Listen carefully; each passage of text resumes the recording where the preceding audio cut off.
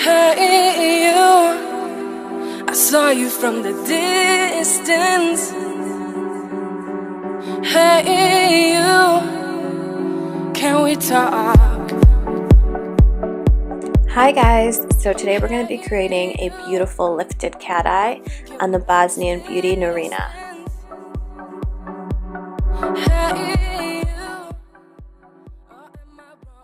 So for this look, I started off with the eyes since I did a lot of work on the eyeshadow.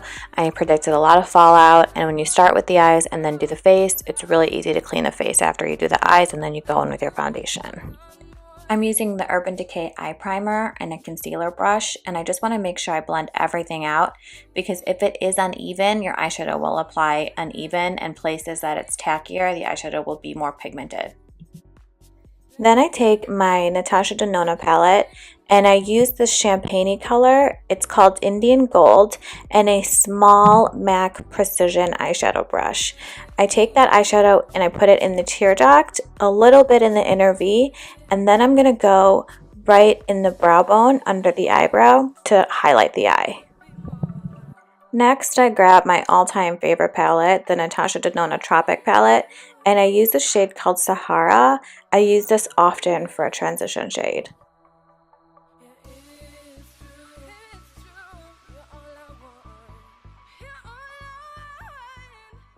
I take a Makeup Forever fluffy brush and I just go in the crease.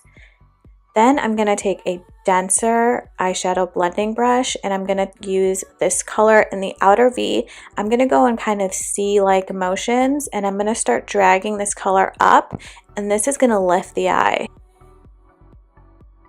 Now I take a clean fluffy brush from MAC and I blend everything out. Then from that same palette, I pick up the color called Cocoa, and it's actually a mahogany brown, so it does have a little bit of a red undertone, and I like it because a lot of browns tend to be really flat.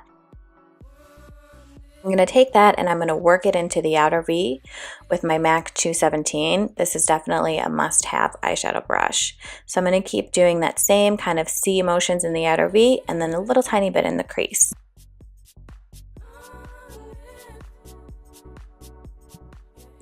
The reason I'm such an advocate of this brush is because of its ability to deposit color and simultaneously be able to blend it out. Some brushes are so dense that when you put the color on the eyeshadow, it's stuck there and it doesn't move, and other brushes are so fluffy that when you put the color on there, you don't really have control over where it's being placed. So this is a really great brush to do both of those things.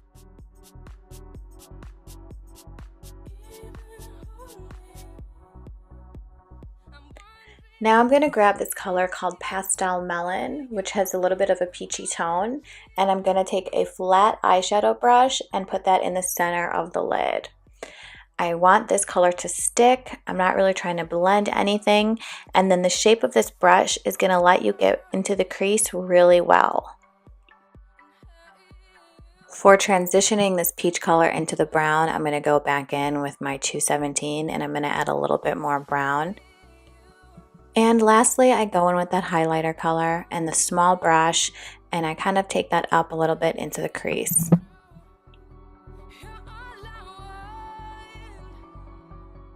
So now we're on to the winged liner. And as you know, this can be tricky and difficult no matter what your skill level is. So I have a couple techniques that I use to make this process a little bit easier. I begin with a brown pencil. You want to choose a pencil that's smudgeable. So this one happens to be a dual lip liner and eyeliner, so it has a really nice consistency. I start to draw off the wing.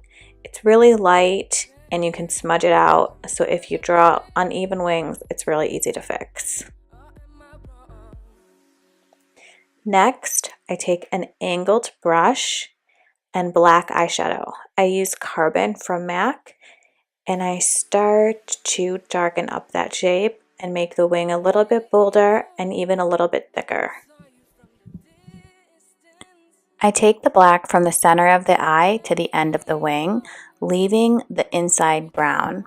This is going to make the cat eye look more extreme and give her eyes a really lifted look, and it also adds some subtlety to winged eyeliner, which tends to be kind of harsh. So when I'm done building up my wings and both sides are even, I'm going to take an artistry brush and gel liner. This one is called Black Tracks and it's from MAC, and I'm going to start darkening up the wing. I'm going to stay really close to the lash line because I want the top of the wing to remain that carbon eyeshadow. Now I go back in with my angled brush and that black eyeshadow and I smoke out the wing.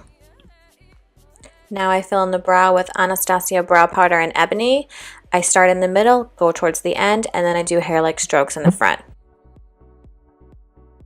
Now I use a makeup wipe to clean up any fallout, and then I start to prep the skin.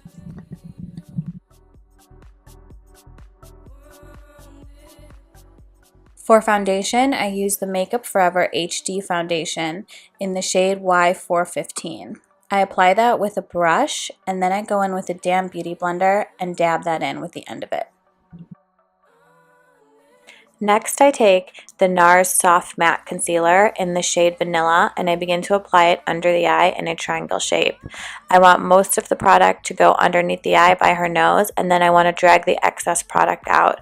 This is going to make it much easier to blend into the contour.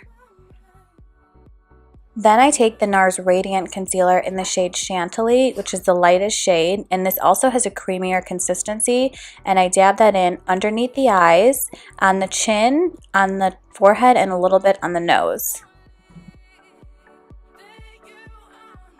If you use the side of the Beauty Blender, it's going to fit perfectly with the pocket of the under eye. So I use that to blend the two concealers together. However, the Soft Matte Concealer is a little bit thicker and much more dry, so I'm going to have to blend that in with a brush. My top two brushes for blending out the concealer are the Kat Von D powder brush and then a smaller airbrush from Sephora. I always use a smaller brush for the under eye because I want to make sure there's no creasing with the concealer. Then I use the Laura Mercier Secret Brightening Powder to bake only where the bags are underneath the eyes. For contour, I use the Charlotte Tilbury Contour Wand in the shade Medium Dark. I begin on the forehead, and for Norina, her forehead is kind of square, so I'm going to round off the shape. I'm going to do this by drawing an upside down U and then filling in the corner where the square shape is. Then I go in under her jaw and on her cheek. I use whatever is left on the wand to contour her nose, lips, and chin. Then I blend everything out using a MAC stippling brush. I like to drag it back and forth and then do circular motions to blend in the highlight color and the contour. When I blend out the contour on the jawline, I usually drag it down into the neck so everything blends together seamlessly.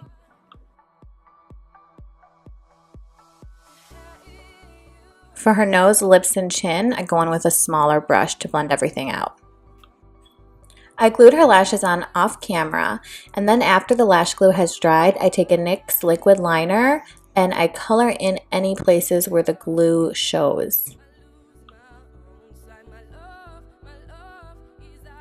Now I apply mascara to lift the lashes and to blend her real lashes in with the falsies.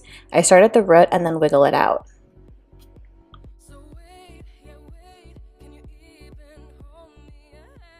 For the bottom shadow, I use the color Cocoa, and I apply it after I've done the face makeup and before I brush off the powder that I baked with, because this way any fallout, you can just wipe it off when you clear the baking powder.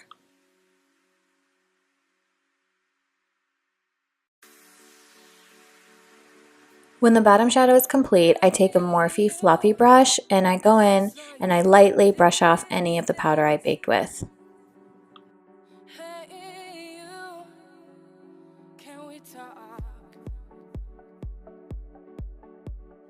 I set my cream contour with the Kat Von D Shade to Light palette and an angled fluffy brush from MAC.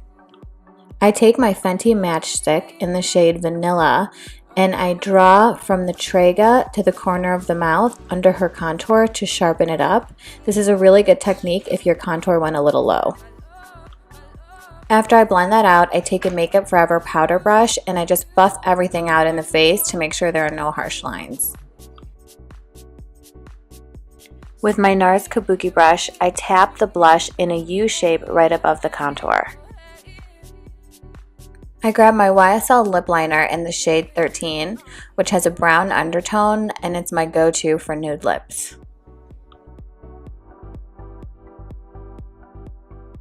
Then I take my Charlotte Tilbury lipstick in the shade Hepburn Honey and a NARS lip brush, and I begin to paint that on the lip.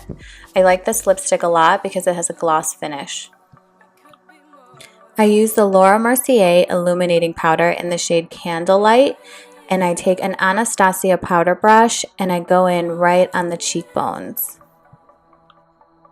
Then I take a smaller brush and I blend it up into the brow bone and on the chin.